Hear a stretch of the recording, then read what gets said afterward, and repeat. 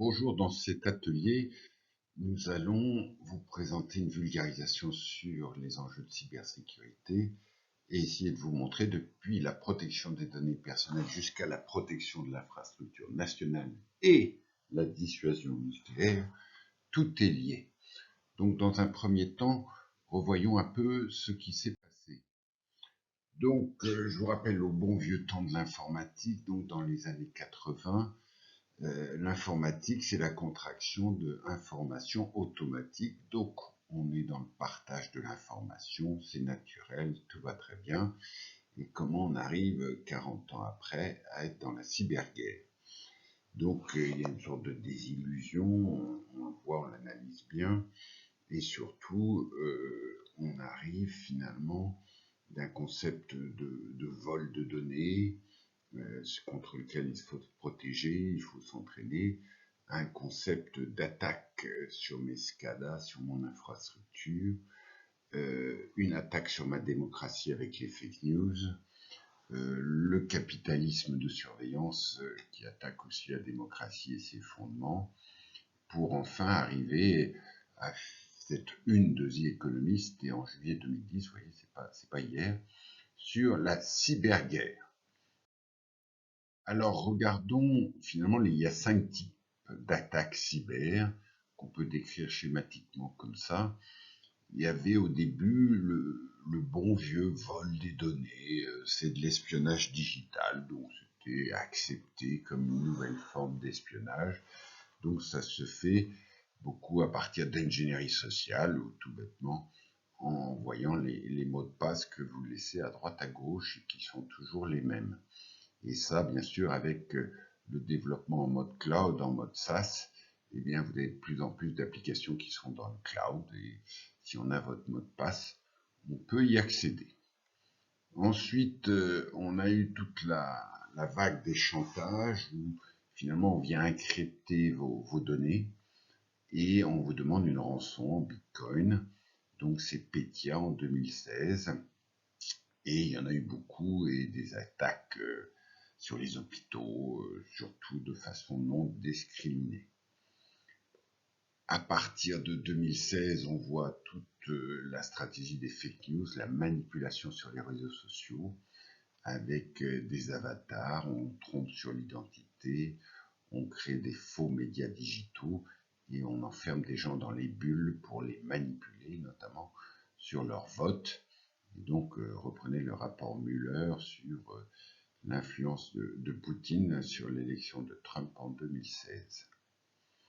Et puis, le hacking, donc c'est le détournement des serveurs, mais aussi des objets de tout l'IoT. Donc, une caméra que vous avez mis branchée à l'Internet peut être détournée, pour observer à votre insu, notamment la caméra de votre PC, et c'est ce que Snowden révèle sur les pratiques de la NSA. Donc tous les IoT sont des vulnérabilités, et notamment on peut lancer des attaques à partir de vos objets connectés, et ça c'est votre responsabilité. Et puis, plus sévère maintenant, on en est vraiment à l'attaque sur les infras, avec une volonté de détruire.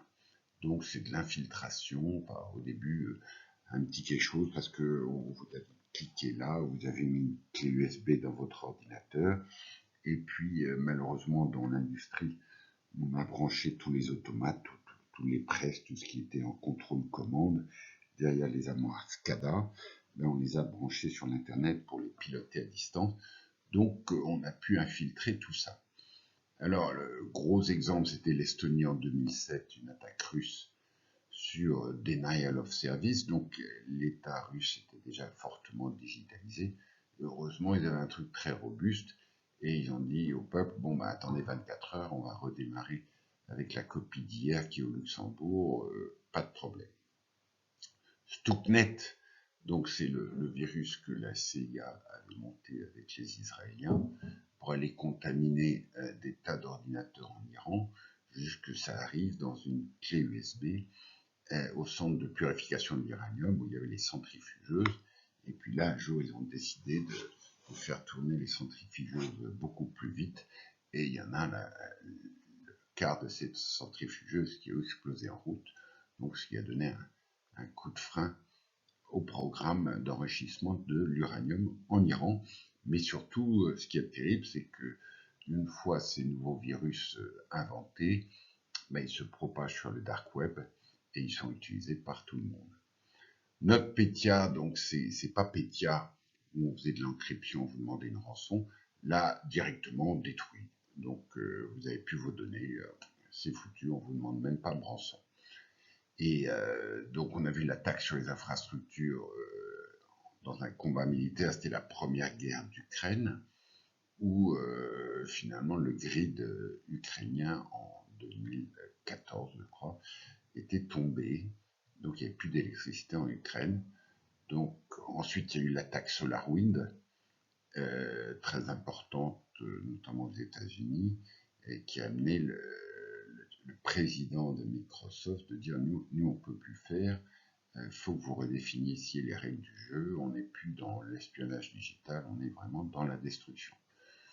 Et là, très important, changement de doctrine, d'abord aux États-Unis et un peu partout dans le monde, parmi les puissances nucléaires, en disant, écoutez, une attaque sur mon infrastructure, notamment sur mon grid électrique, peut être une prémisse d'une attaque nucléaire, et si j'attends trop, si j'attends 10 minutes, 15 minutes pour déclencher une série de process en appuyant sur le bouton rouge de la Maison Blanche, eh ben c'est pas dit que sans grid, tous ces process arrivent à marcher, que ma dissuasion nucléaire puisse fonctionner 10 minutes après. Donc je me réserve le droit, sur une attaque massive sur mon infrastructure, de déclencher tout de suite une riposte nucléaire. Donc dissuasion, vient pas toucher à mon infra. Voilà, donc c'est la démonstration depuis le vol des données personnelles jusqu'à la destructure de mon infra et la dissuasion nucléaire, tout est lié. Donc, que faut-il faire? Eh bien, nous, au sein de notre think tank cybersécurité, on affiche des convictions. Donc, entre 2010 et 2020, on avait ces 6 convictions. Oui, il y a toujours eu des escrocs tous les temps, vers une menace physique. Votre espace est un territoire à défendre. Donc ça, c'est extrait du manifeste des hackers. Il faut faire de la cybergym avec votre COMEX pour vous entraîner parce que c'est toujours de l'ingénierie sociale. Et nous sommes en cyberguerre. Et la conclusion, c'était à l'époque, soit tu joues en première ligue, soit tu ne joues pas. Et ce qui était interprété par beaucoup de monde en disant, j'ai qu'à mettre tout ça dans la main des GAFAM, au moins eux, ils seront protégés. Et puis patatras, SolarWind, Microsoft avoue que dans son millefeuille, il y avait un logiciel SolarWind, donc qui a été mis dans des tas de Office 365, et notamment, ils avaient réussi à infiltrer pendant plusieurs années le trésor américain, et ils étaient à 2 doigts de mettre la main sur le Active Directory. Donc ça nous amène à changer de référentiel, et voilà, donc en 2021, on a 7 convictions. La 7e, c'est tout est lié. Il y a une souveraineté à reconquérir.